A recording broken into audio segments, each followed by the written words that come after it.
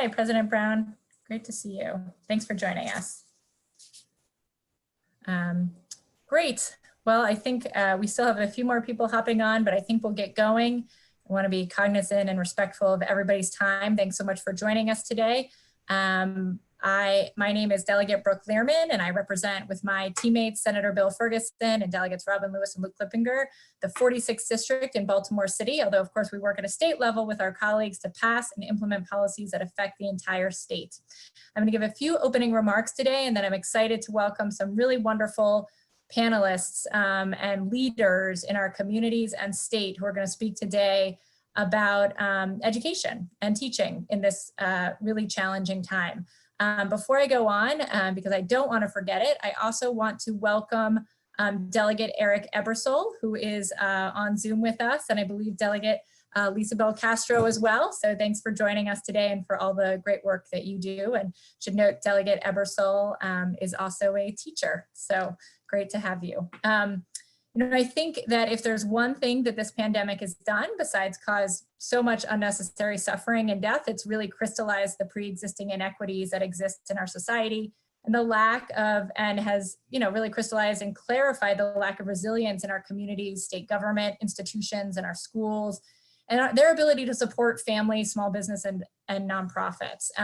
So I'm holding these online briefings, and I've been holding them since I came home from our truncated General Assembly session on topics from how to apply for benefits to understanding scams to supporting our frontline workers. And this is the second of 3 briefings on public education. Last week we heard from Dr. Santelises and Dr. John King. Today I'm delighted to be with several teachers and leaders and union presidents. And next week we'll speak with higher ed presidents like Dr. Jay Perman and Dr. Wilson from Morgan State, Dr. Hrabowski from UMBC.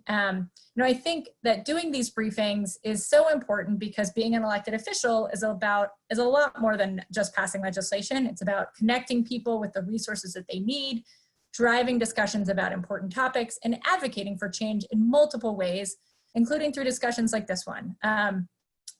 So why a webinar? Why are we doing these webinars in education? Well, I'm sure that my panelists would agree with this. And you are working in this space, but I would say the majority of the texts I get from friends and constituents these days is all about schools and our kids and education, right? Everybody is feeling very challenged in multiple ways, but we all are centered on supporting our kids and our young people because we know that their lives are at stake in this, as are our teachers' lives, but we want to make sure that our kids are continuing to progress because they're our future. And so, of course, one of the most devastating consequences of this pandemic has been the sudden upheaval of our state's educational system. 7 months ago, when the 2020 General Assembly session convened, everything was all about the blueprint for Maryland's future, and we were working on that. And I'm so proud that we passed that legislation with the help of the people on the call. Really once in a generation legislation to start to right the inequities in our education system. Of course, unfortunately, it was vetoed by Governor Hogan. So we're not going to give up the fight on the blueprint for Maryland's future, but we also now find ourselves in a completely different struggle as we try to figure out how to keep educating our children during the pandemic and keeping everybody safe. So I'm delighted to have folks on this webinar to talk about the myriad number of issues, and we won't get to all of them in an hour, but so many issues on education, on health, on the achievement gap, on reimagining what public education can look like. So I'm delighted to have really amazing people and leaders here with us today. We're going to start with President Cheryl Boast, who's the president of the Maryland State Education Association. She's been an elementary classroom teacher in Baltimore County for more than 25 years. And she is currently on leave from that to serve as MSBA president. And she began as president on August 1, 2018. In 1989, she came to Maryland to begin her teaching career in Baltimore County Public Schools. In 2003, she was named Baltimore County's Teacher of the Year and was a state finalist. I'm then excited to hear from President Diamante Brown, who is a formal middle school teacher at Booker T. Washington and now serves as the president of the Baltimore Teachers Union and leads nearly 7,000 educators in Baltimore City. As a grassroots activist and now a union leader, Monte has been a champion for better working conditions and increased funding for our schools. During her first year as president, she's fought to make BTU more democratic and transparent by ensuring that members are included in negotiations, policy changes, and other member-related matters. And then I'm also really excited to have two educators with us today, because I think it's so important to hear always from our educators. Pam Gaddy teaches at Criminal Justice and United States History at Patapsco High School in Dundalk, and also serves as the Diversity and Equity Liaison. She's from Baltimore City, works in Baltimore County, and now lives in Harford County. So you've just got all Central Maryland rounded out. You've got to add Anne Arundel at some point, you know, you can just have, she's represented MSEA on the Maryland Center for School Safety Work Group that engaged active teachers in the curriculum development of trainings for de-escalation, implicit bias, and other elements required for school security personnel. She's a member of the NEA and MSEA. And delighted also to have Fariha Waheed, who's an elementary school special ed teacher at Utah Marshburn Elementary School, and she serves as the elementary school vice president of the Baltimore Teachers Union. She has extensive knowledge of urban schools, community organizers, and she's a past participant in the Baltimore Rising program. During this pandemic, she's really worked with parents and students in a team effort to cope with, you know, really what is the largest educational crisis of our lifetime. And she is, I think, a recent doctoral graduate, right? Did I see that?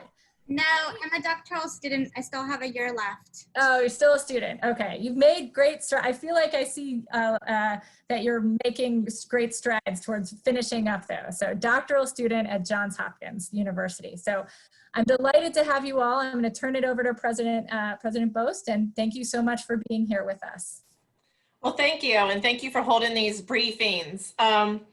I wanted to share where MSEA, BTU, and PTA are, and as we look at the national picture, as you know, we came together and collaborated with President Brown and the PTA to come up with a position last week that we start schools virtually. There was a lot of thought that went into that decision. Ever since schools closed on March 13th, teachers, our support professionals, cafeteria workers, everybody went into emergency learning. And we served over 6 million meals across this state to students, especially those with food insecurities. And we went into this crisis learning model. But as soon as they declared that the school buildings would be closed, we went into the emergency learning, and we were watching. We were hoping that the virus would diminish at a greater rate than it has. We were hoping that we would get federal funding for schools through the HEROES Act. We were hoping that the governor wouldn't put forth $300 million in cuts to education in the coming year.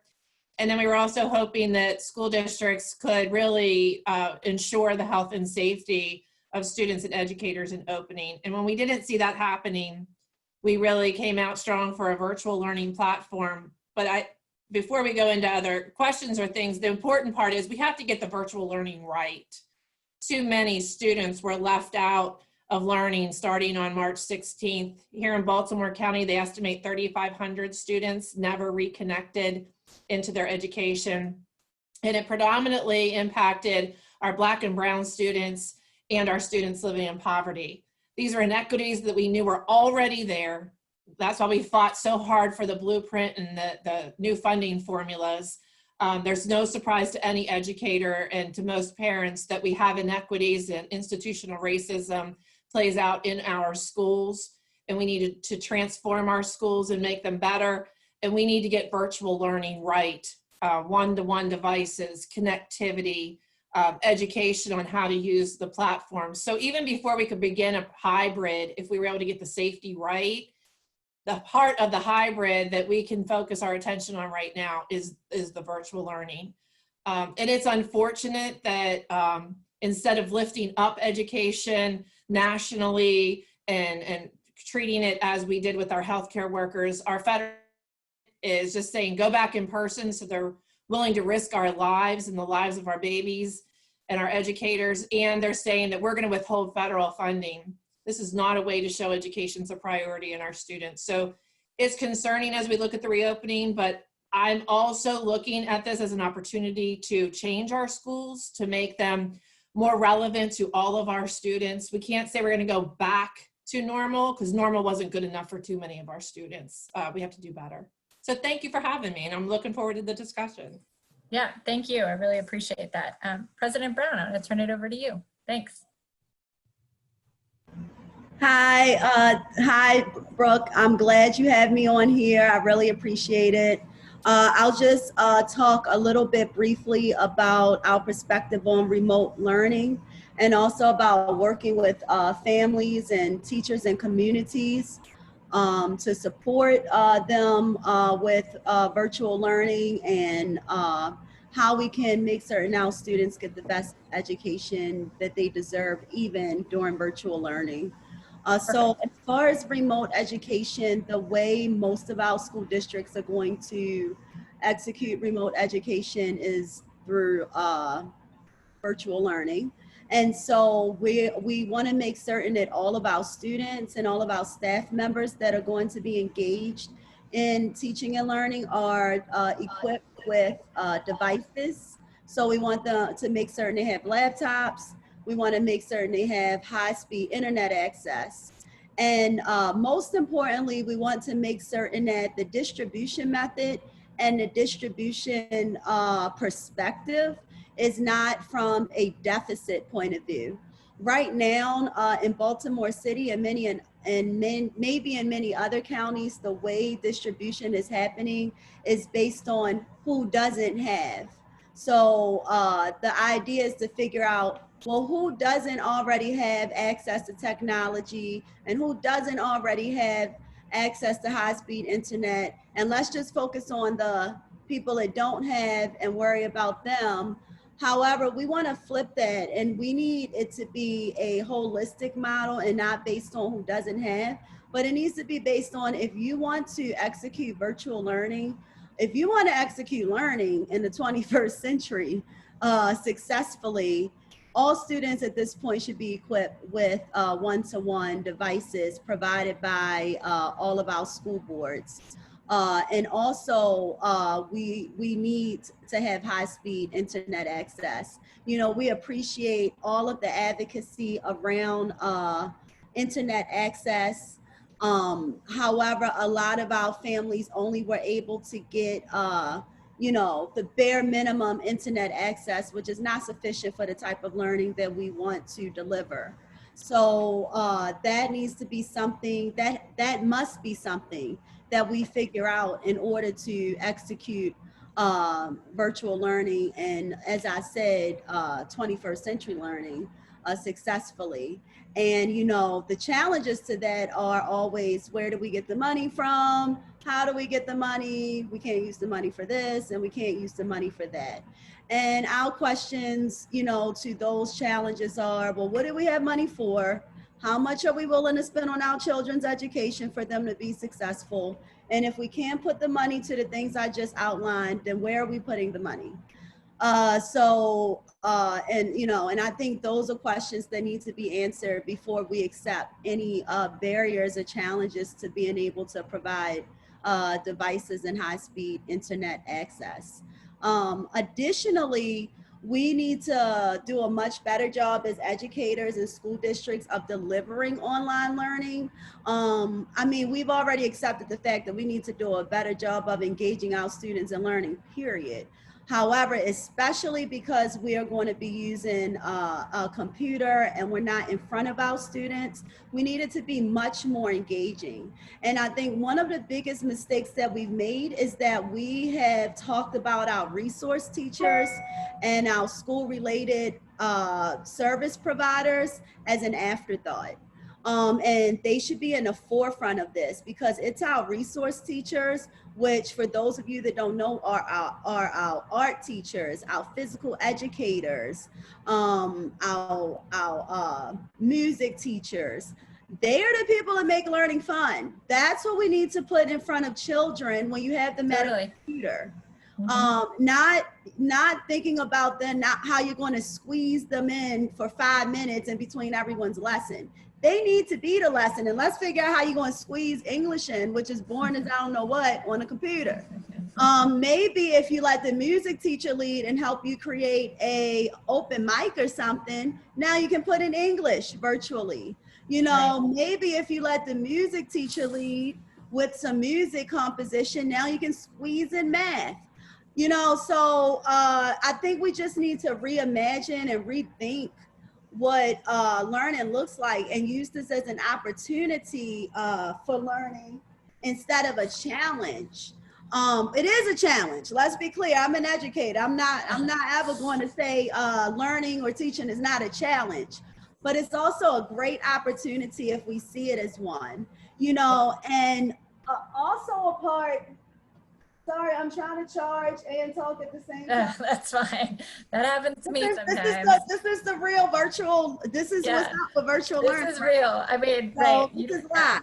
So, but also we have to be cautious and sensitive to our community, students, and family needs as we execute virtual learning. Because just because we're taking a stand and make people safe, which is our primary goal, does not mean that doesn't come with challenges, and we can't dismiss those challenges.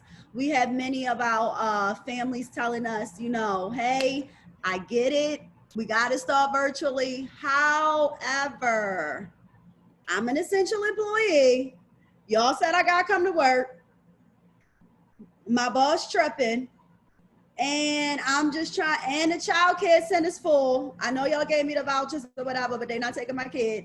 And so I'm just trying to figure out how I'm gonna go to work and get somebody to help support, you know, at home as we're delivering virtual learning. And we have to figure it out. We don't just say, oh my gosh, that's so hard, let's go back into school buildings. No, we have to figure out what type of community resources we have, what type of spaces do we have, where we can support those individuals, where these great policies that look great on paper don't trickle down to them. They're still not getting their needs met. We need to be advocating for employers to maybe have some childcare resources, increased pay maybe, since they're the ones getting all the money and education isn't getting any.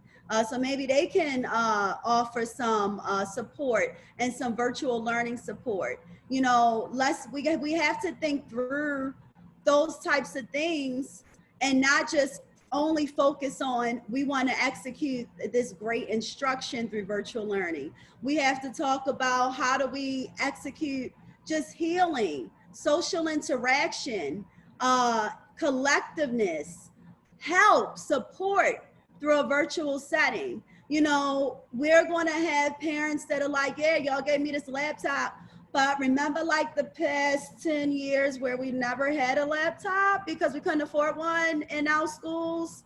So yay, but you want my kid to write this paper, but I've never used Microsoft Word before because we didn't have that luxury, unfortunately, especially in BCPSS. So it's like, well, how do I learn how to do that? So, you know, we need to make certain that we're not only giving training to teachers and our PSRPs and staff members, but our parents and students need that training too. Like they are as much a part of this as the educators are. We cannot survive if our students and our parents aren't well trained on how to use the technology we're asking them to use, the platforms we're asking them to use, and also even getting trained in maybe tutoring methodology. How do I even support? What do I do in the in-between time? You know, there are people that, although we have these stimulus checks that are supposed to be coming, to some people that never got the first one. You know, I heard they're going to last until September. So what are they doing about rent? By the way, it's a rally in Annapolis at 11 on Friday for rent evictions to be extended, so people won't get evicted. So putting that out there, shameless plug. It's a huge issue. I mean, you know, the last thing we want is more homeless students, right? I mean, we already have the largest homeless student population in the state, of course, in Baltimore City, and the last thing we want, is more homeless students who can't hook up to a place to learn, right? And who won't be going to a school, so they need a place where they can sit and learn and hook up. So yeah, no, you're right. It's a huge issue. Thank you for mentioning that. And one last thing I want to add is this whole idea about the achievement gap. You know, I, of course, always like to challenge people's way of thinking. And a lot of times when we talk about the achievement gap, we compare all other people to white people. That's not an academic achievement gap. That is a difference in values, beliefs, and systems. And so, you know, if we are creating an academic achievement gap by comparing people to a dominant culture, there's to me that we're not talking about an achievement gap, and we need to even rethink what that looks like. What we need to be talking about is what is the type of education that we need to be delivering to Black and brown students, because we have done such a disservice to them for centuries. And that's different than how do you catch up with your white peers? Because maybe what Black and brown children need is not the same as white peers. Maybe it's more. I mean, maybe it's different. You know, well, their white peers are okay with being in front of a whole bunch of white teachers. Maybe Black kids aren't. Maybe brown kids aren't. Maybe they want to see those people in front of them too. And so, you know, we have to think about what is the education that our students deserve and how do we provide it? Not comparing them to each other, dominant cultures and all of that type of stuff. It's man-made, it's false, it's a way for people to get money for tests, to justify assessments, to justify all these programs that we contract out for. It just creates a lot of justifications. Now, I'm not saying that we don't need to make certain that when someone's in the 12th grade, it would be great if they're on the 12th grade reading level. What I am saying is that comparing a Black child that's not on the 12th grade reading level in 12th grade to a white child that is absolutely meaningless. Because we're in America that doesn't value the Black body. So what does that really mean? Okay, you know, now what are you going to do about it? We've done nothing, because we haven't accepted the fact that that's not it. Yes, okay, you did it. Now what? So now what resources are you going to provide to get someone that's on a 3rd grade reading level that you've allowed to go to the 12th grade, being on a 3rd grade reading level, and now how do you get them all the way up to a 12th grade reading level in one school year? Right. And what are you doing to support that? That's a different conversation, and I'll end it there, Brooke. Thank you. Thank you, President Brent. You covered a lot of topics there, and I would like to talk about all of them, although I don't know that we'll have time for all of them, but that was really helpful. Thank you. Now I'm really excited to turn it over to Pam Gaddy, who is a teacher in Dundalk. So Pam, I'm going to turn it over to you to hear some of your thoughts about how spring semester went, how things are going, how you're starting to prepare for the fall, and you know, your message to parents and other community members for how we can learn from you and support you. Hi, I have the pleasure of being both an educator and a parent, so my perspective is going to look for both ends. That's great. As a teacher overall, what Baltimore County teachers endured for the spring, I would actually have to say we were pretty much successful. I think for what we were given, the time we were given, and the lack of training we were given with what we had, I think we did the best we could, and we actually did. And I'll speak for my school in particular. We did a bang up job. We really did a great job. Our teachers pulled together. We met constantly. We continued to keep the steps so that the students wouldn't see that we were out of step. As a parent, I have a high school incoming 10th grader and I have an incoming 8th grader. So I got to see another high school, and then I got to see the middle school piece of it. And I can tell you that that was very different as a parent. And that's where my frustration came in.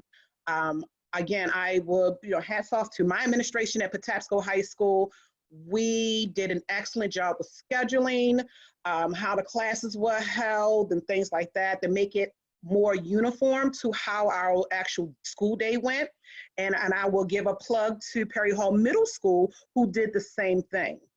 I was absolutely grateful that it stayed uniform. Now, my son's school was a little different in the high school, at a different high school. However, I was blessed to have my ninth grader then was one of the kids who were very conscious about his grades. So I didn't have a lot of fight with that one. But as a parent with a seventh grader with an IEP who does need additional support, who did benefit from the day-to-day interaction with her case manager, I saw what many other parents struggled with. And here's the thing, I'm also a special educator, having taught special education for 10 years. So everything my daughter needed, I was actually able to provide. That's not what our parents had. So, you know, that was the benefit and the privilege that I had as an educator for my child. But overall, we did what we did, and I cannot dismiss our parents who were essential workers and they could not stay home and work with their child, even though they had the ability or the willingness to do so. And then as the teacher,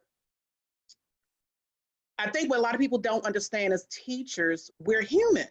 I don't understand how a lot of people forget that we are human and we feel and we love our kids just as much as we love our biological children. And in some cases, I've seen teachers love their students more. But there were things that parents in the community and just, you know, one minute we were heroes and the next minute we were demonized again. Because I want to stay safe, because I want to make sure my family is safe, that my father is safe. And I don't understand why we went from one extreme to the next so quick, but it happened.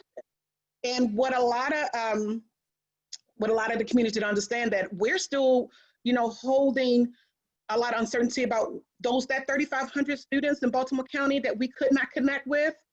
There were 4 of mine. Still don't know what happened to them from March 12th. And you still hold on to that because you're fearful, because you knew the story, you knew the baggage the student had prior to the closing, you knew what you were doing personally to help that child day but today. And I don't know where my 4 kids are or where they went or what happened to them, but yet we're demons again because we want to go virtual just for safety reasons. I can't think of one teacher who says, I just want to stay home in my pajamas and do this online. That's not the reality. I need to physically see my students. I need my biological children to physically interact with their peers. But this is not the moment. And I will not risk my child for anyone, nor will I risk myself. But I'm a demon for that. But we're still struggling with this, and the whole concept about what's real, what's fake, and right. And I'm not trying to, you know, I'm not going to push the envelope and find out. Right. I'm going to have to look for what's safe for me and my family first. For the first time ever, the community and society actually heard teachers say, I'm going to look for me first and my family first. I can't continue to put my family on hold. I didn't make my child's baseball game because I came to your child's, because you won't ever go to your child's baseball game. You know, I shortened my vacation 2 days so I can hold on to some extra couple of dollars so that when school years start, I know student 1, 2, and 3 needs something extra, so I need to make sure I have that in place for that student. For the first time, society heard teachers say, if this is selfish, then I'm being selfish this time around. I have to look out for me. Mm-hmm. And now we're the most hated people ever, almost. No, you're not. I think you see a lot of people on today who are really wondering how to support you and how to help efforts so that you're safe and so our little kids are safe. And, you know, I think I'm sorry to hear that you have been, you know, you feel that you've been demonized. I think that most of the people on really want to work with you. And I think, you know, we want to work together to see how we can all be effective advocates together to make sure that we are safe as a society, and so that we are safe in schools and safe in other workplaces, you know. And so it's really, you know, thank you for that, though. I really appreciate your comments and all your. So that's my point as a parent who have children and want to look for it. But one of the other parts of my question was, how do we keep students engaged and how we keep teachers engaged? I think one of defaults. And again, I had two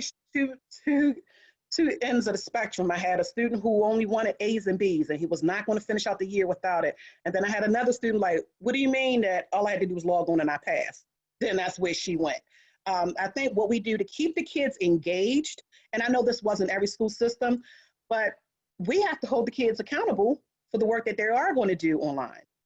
The kids have to have an end value to what we're going to do. Of course, I would say semesterized, all high schools should be semesterized so that if we are online for one semester, then everything that the student does at home, everything that the student puts in at home will count for them, but they have to do the actual work. But to backtrack a little bit for teachers, how do you keep the teachers engaged? One of the biggest issues we had in the spring is that we knew nothing until we turned on social media. And that was the biggest insult as an educator, is that everyone and their uncle knew everything that was about to happen before we did.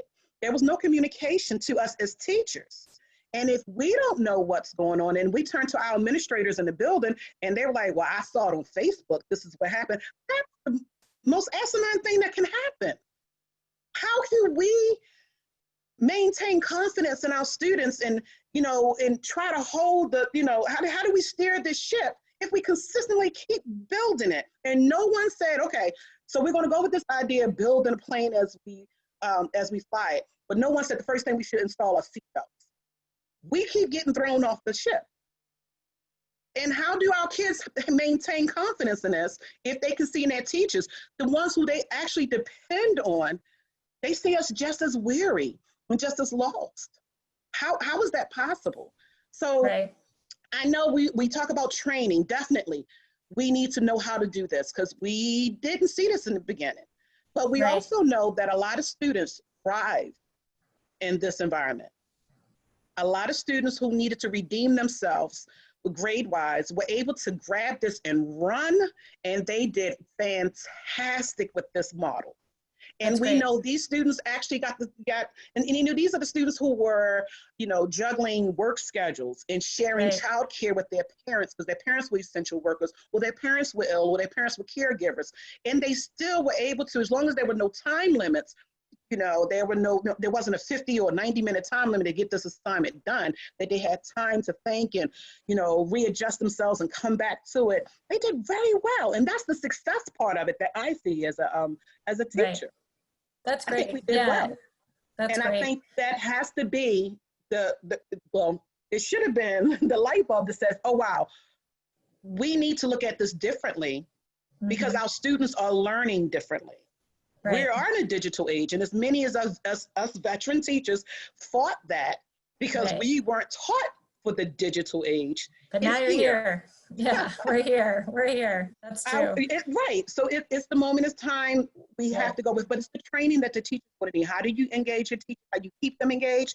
You right. have to maintain communication. You have to, from the top up, yeah. you have to assure us that we're going to be okay. Right. Right. I mean, we know we will because we're teachers. For whatever reason, it's a part of our DNA. Right. If it has to get done, we do it. Right. But that's right. a part of everyone taking advantage of us, taking mm-hmm. us for granted. They just know we're going to do it. Right. We have elementary and middle school teachers who definitely are the most creative souls ever in life. Yeah. I don't know anyone. I know. I mean, I agree. Like kindergarten, first grade, second grade teachers, pre-K teachers. I don't get it. I don't know more where this creativity in inspiration their pinky than I have in my entire body. So, but but they need they need materials. They need supplies to right. keep that going. Right. How is that going to be done? And I know we talk about funding all the time, but we need funding. Never take right. that off the table. Right. Sure. We always sure. need funding. Yep. But right now we need reassurance. Mm-hmm. We need, and we know it's uncertain. As adults, we understand that everything is different and it's coming right. along. But right. we need our leaders to say, okay, we're not sure what we're going to do, but we're actually listening to you. We're not doing, this survey online that anybody and everybody who's not a part of the system can get a part of. But we're listening to you, and we're actually going to take what you tell us, and we're going to actually put into action. Right, right. We need that confidence from our leaders. because it will flow down into our students. And how do you keep the students engaged? They need that as well. They need to make sure it has to be, you know, reassured by the teachers and the staff in the building, those people that they come to daily. But when they hear things online and that's when they're finding it out, they need to know that our leadership is standing with us. Yeah. I'm gonna turn it over to Faria so we have time for questions. This is awesome. Thank you. You've been great. But I want to make sure that we have time for some questions. And Faria, I'm gonna turn it over to you and pop up your slides here. So thank you. Yeah, definitely. Hi, everyone. Thank you so much for taking time out of your day to be here. My name is Faria Wahid. I'm a special education teacher and a math lead teacher, and I have the immense pleasure of serving as the Vice President of Elementary Schools in the Baltimore Teachers Union. As you can tell, that's a lot of hats. One person should not be responsible for all those hats, and that should definitely tell you something about the underfunding of our district. So briefly, I'm gonna go over 3 buckets of work. The first one is things that I did and my school community did to really engage students in learning. I'm not gonna read these one by one. I'm giving a summary, but they're on the screen for you to read. The first thing really just goes back to building really strong relationships between the school and the home. Right now, teachers and parents are really partners more than ever for education, and we have to work together and strengthen collaboration. I just want to tell everybody that teaching is really, really hard. There are good days and there are bad days. So just be patient and keep a growth mindset, and remember that you get better at things with practice. Also be gentle with yourself. We are quite literally in a pandemic. If your child is not doing well in a particular class, be gentle with yourself and with your family. Try to put proactive structures in place, but we are in a pandemic and our mental health has been severely impacted because of all of us being isolated. The rest of the tips really go along with building proactive supports. So you can't see it right now, but I'm sitting in my desk. It's a quiet, focused spot for me. I have my schedule right here. As you can hear, there's no distractions. There's no TV or music or people talking loudly. So please help your scholars set up quiet learning spaces for them. I understand that many students live in crowded homes. If you don't have a desk for a child, just give them a comfy corner in a corner of the bedroom maybe, or even just put in quiet hours in the house. So for example, if students are doing all of their online learning, let's say between like 12 to 2 p.m., then just talk to everybody living in the house and say, hey, let's try to talk a little bit more quietly between those hours so that our students can learn. I'm also a doctoral student, so some of these tips are rooted in learning science research. Just a reminder that young children in grades 2nd and younger can really only focus for 20 minutes at a time, and then they need a brain break. They're little kids. So let them work for 20 minutes and then give them time to run around and do cartwheels and all of those things to get their blood moving back to their brain, and then have them redirect their energy to school after they take a break. Older students can focus longer. So for them, anywhere between 45 to 60 minutes. Maybe they want to do math and knock out math class and then take a break and switch topics. Of course, make learning fun. So one of my favorite tips for parents is to bring your child into the kitchen. And just because, you know, school buildings are closed right now does not mean the learning has to stop. As President Davante Brown said, we all have to get really creative and do everything possible to make our students learn and to teach them in a way that's really engaging and interesting to them. So in the kitchen, for example, you can do pizza night, and you can have, you know, young kindergarten students count out pepperonis for the pizza. With older kids, you can say, hey, there's 4 people eating this pizza. We have 20 slices of pepperoni. Can you put it on the pizza? How many pepperoni slices would everybody get?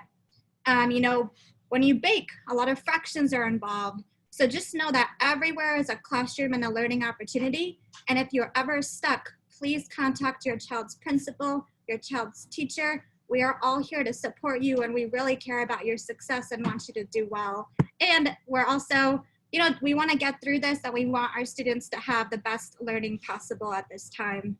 So I'm going to move on to my next slide. And this one really talks about the challenges that we're facing. We are facing some intense challenges right now. These have always existed, but the pandemic has really highlighted a lot of them. So we have severe underfunding from the federal level, the state level, down to the city level. So back in March 2020, Congress actually passed a bill that set aside $13.5 billion extra dollars for public schools.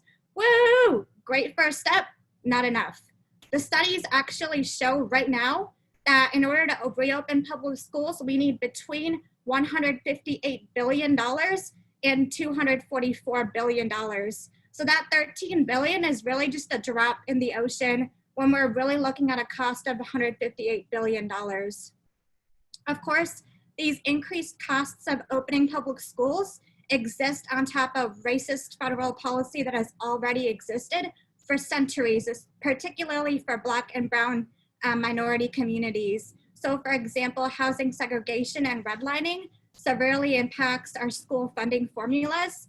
And actually, Baltimore City is also guilty.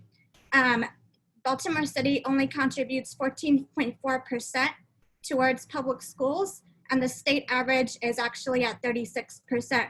So just between the state and the city, Baltimore City public school students have actually been shortchanged to the large sum of $3.2 billion in just the last couple of decades.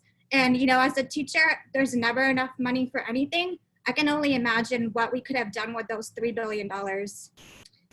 On top of severe underfunding, I think Ms. Pam really hit upon this point really well. The national conversation has moved from teachers being heroes to teachers being the reason that schools are closed. That is not true at all. So please do not blame teachers for this economic political mess. That's not okay, and that's not cool. Teachers should not have to choose between risking their lives, quite literally, and returning back to work. And right now, we really just do not have enough resources to support safe openings with COVID-19. And while I miss my students and I recognize that, you know, distance learning has a lot of weaknesses and there's a lot of room for improvement, and in-person instruction is the strongest. And I recognize that Black students and Brown students are being really impacted the most and have huge learning losses that are, you know, contributing to the opportunity gap and the education debt. But also the point that COVID-19 is really just impacting Black families and Brown families and Indigenous people way more than any other race. That point is not lost on me either. So students can really recover from learning loss. They're resilient. We can get students caught up, but we can't bring people back from the dead. And you know, if students are to lose family members, that's gonna have a way larger impact on their socio-emotional functioning and their academic functioning, rather than not being able to go into a school building. We also have huge digital inequities. So in Baltimore City, for example, actually right before the pandemic, only 47% of our families had access to internet. I'm really proud of the leadership within Baltimore City, most notably Councilman Zeke Cohen in the 1st District. We have a candidate in District 12, Franca. They really work together to close some of the digital inequity gaps. We're not at a 1-to-1 ratio, but we are making progress. So these are some of the challenges we're facing. And of course, I totally understand where the parents are coming from too. I cannot imagine working and being productive at work while also being responsible for educating my child. So again, thank you for what you do, parents. And please know that as an educator, I know that educators are in this fight and struggle with you, and we want you to be successful. I'm ready for my next slide. Okay. Awesome. So these are my top 5 tips for how to support teachers. Again, I have immense respect for Ms. Brooke for you know, just opening up this space, because people really don't listen to teachers. Again, tip number 1, this is a big one. Listen closely. Please adequately and equitably fund our schools. If you just listen to one tip, that's the one. That's the hill that I can die on. Adequately and equitably fund Black and Brown kids if you want Black and Brown kids to be as successful as the affluent kids. The second thing, again, I already said it, don't ask us to choose between going back to school and being alive. If we're dead, instructional effectiveness gets thrown out the window. We can't teach our students if we're not here. And then my last 3 tips really go together. So I'm a doctoral student, and I've been looking at the research trends, especially with kind of the waves of urban education policy and public education. And I would really like us to reimagine public education and education policy to basically operate through a lens in which we're supporting our teachers and helping them grow. Basically, what's happened in the last few decades, actually since 1983, there was a publication released in the Reagan administration, and it was called A Nation at Risk. And it basically said, you know, American education is failing, and globally, we're not going to be able to be competitive, and other countries are going to take over. And what that wordage and that report did is it took autonomy and power away from school leaders, away from principals, away from teachers, away from people who work with students every single day, and it shifted those decision-making powers to politicians. So I think we do have to kind of reimagine what public education and education policy looks like and return some of the power back to teachers. And instead of moving from top down, so instead of going from federal efforts down to statewide initiatives, down to district policies, I think we really have to give an authentic seat at the table for teachers, families, and students to be at the decision-making table. I think every single district's and statewide decision-making table should be made up of at least 50% marginalized people, including teachers and families.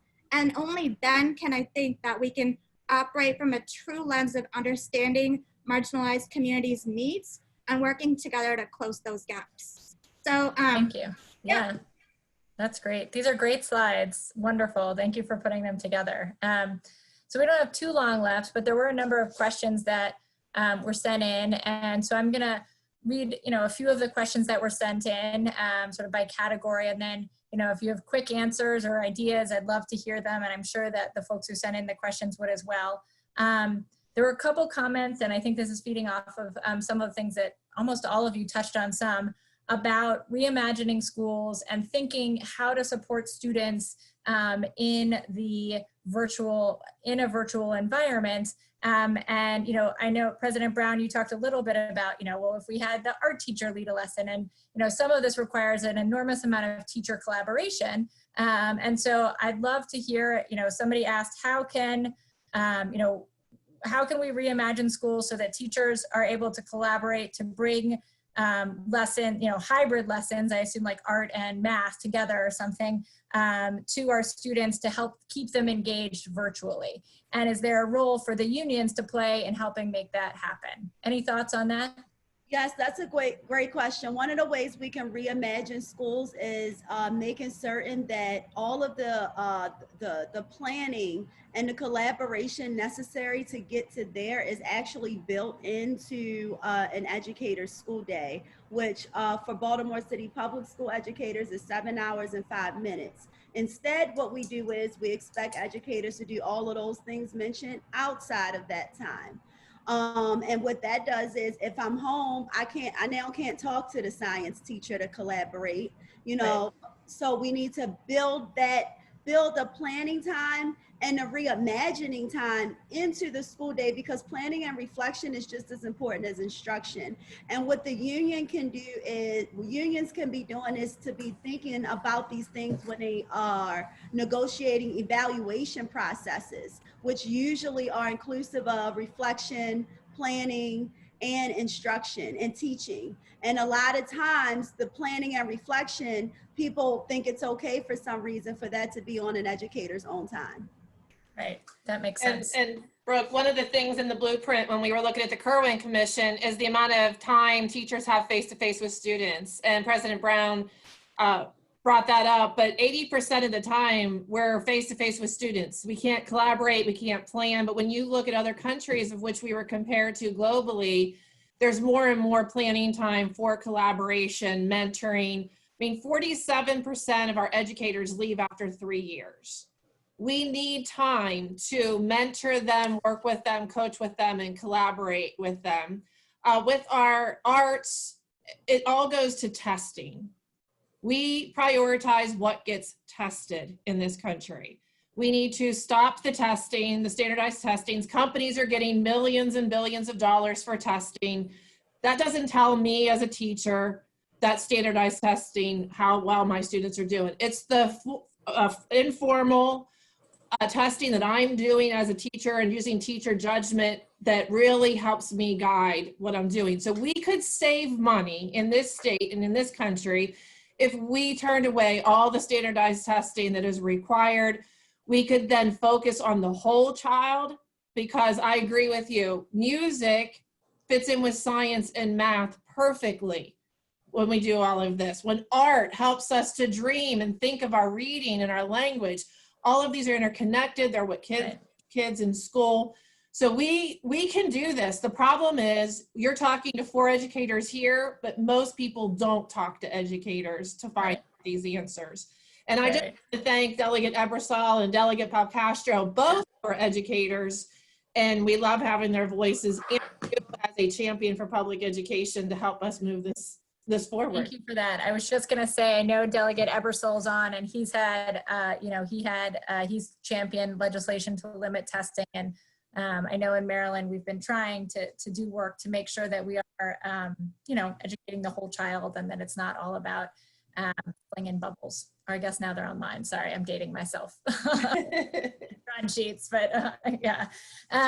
So there are other, I think a lot of parents are, of course, parents who are teachers, because there are lots of teachers who are parents as well. And other parents, of course, especially I think the kids who can't be left at home by themselves, are obviously concerned. And but I think the emails that I've gotten from people are, how do we, what should we be advocating for to help make sure that our schools are safe, so that especially low risk teachers, can bring back the youngest learners, ELL, special need, children with special needs.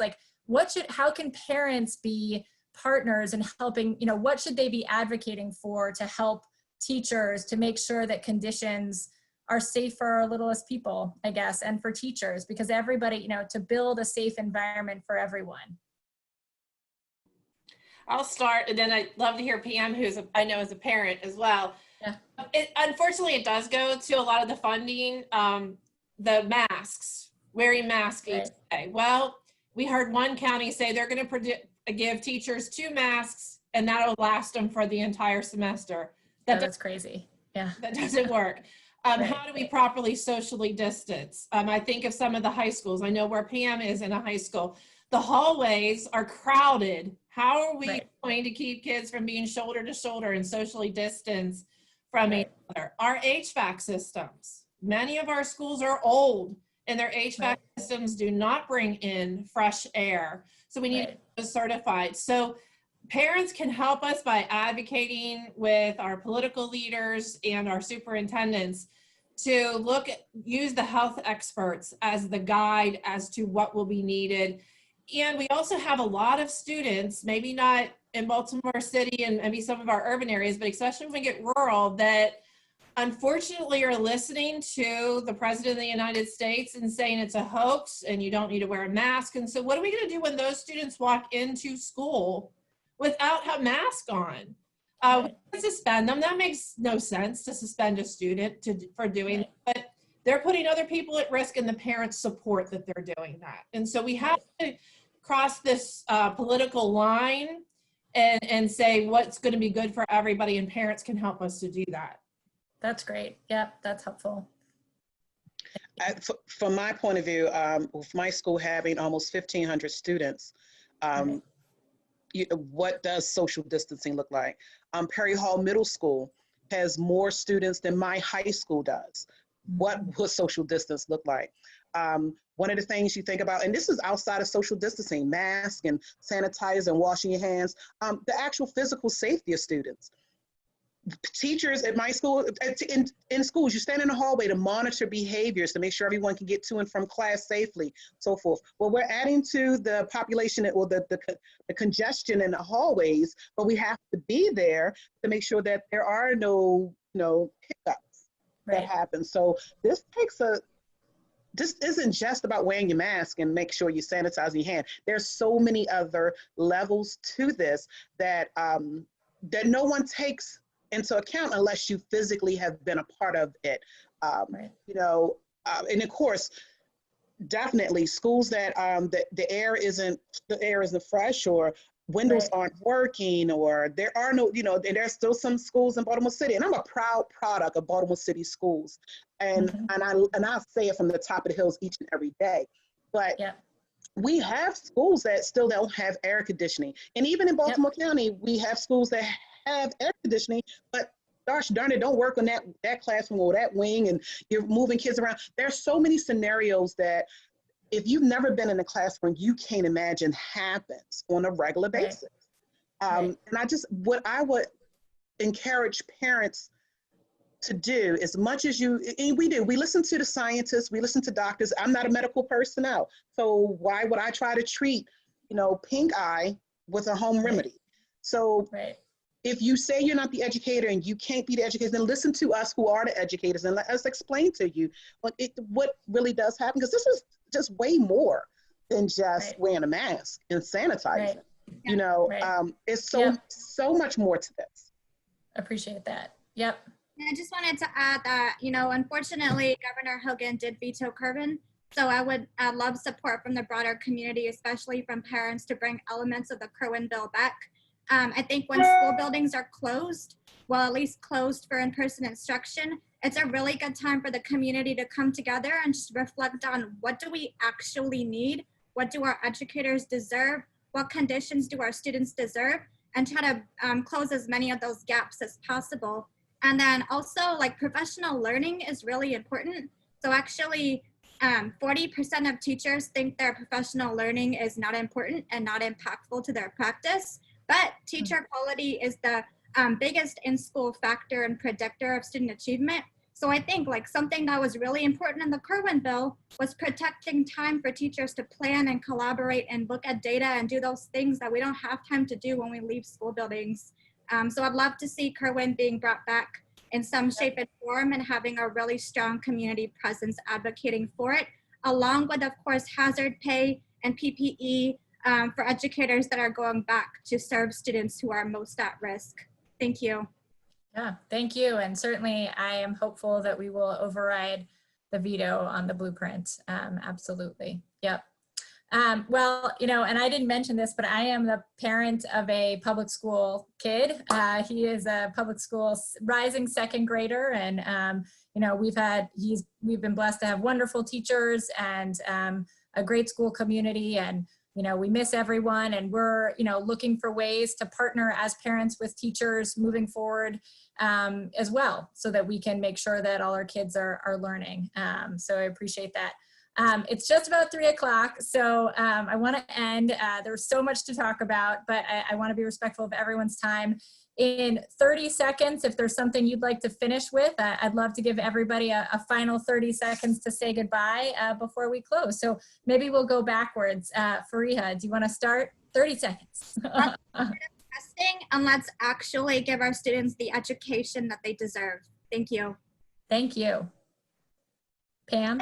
I just appreciate the opportunity to have this platform, and I hope we all are truly going to work together and we'll figure something out, because that's what we do as educators. We'll figure it out. You do. Thank you. President Brown?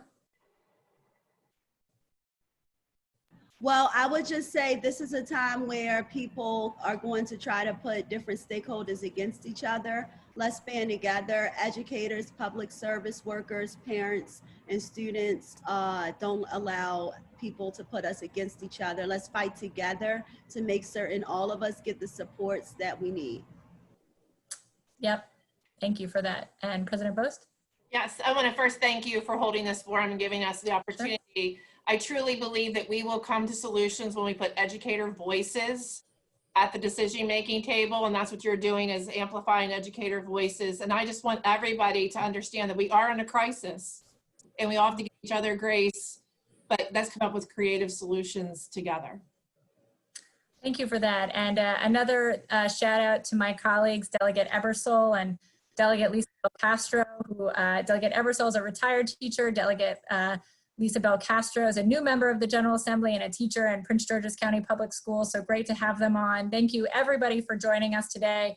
Thank you teachers and union leaders and teacher union teacher leaders. Really appreciate your work. And certainly I think we all, like what you said, we need to all be advocating together to create safe spaces and wonderful opportunities for our kids to learn. And we have no time to lose. So thank you. Thanks everybody. Be well, stay healthy, take care, keep in touch.